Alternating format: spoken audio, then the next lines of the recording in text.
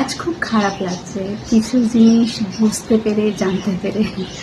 মানে এতদিন যেটা আমি অ্যাজিউম করতাম, আজ আমার কাছে পুরো ক্লিয়ার হয়ে গেল ব্যাপারটা, যে যেগুলো আমি অ্যাজিউম করতাম সেগুলো সবই সত্যি ছিল।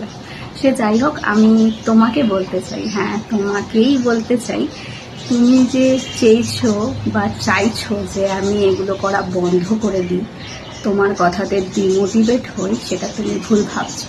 সেটা আমি করবো না। আর তুমি যে আমাদের ভালো চাও সেটাও আমি বুঝে গেছি। এত ভালো চাও যে আমি কিছু করছি দেখে আর তুমি থাকতে পারছো না। সে যাই হোক, আমি অ্যাটলিস্ট তোমার মতো না, হয়তো আমি তোমার মতো হতেও চাই না, হতে পারবো না, কারণ আমি আমার মতো। আমি তোমার মতো হতে পারবো না, কারণ আমি জুতো মেরে গরু রান করতে পারি না।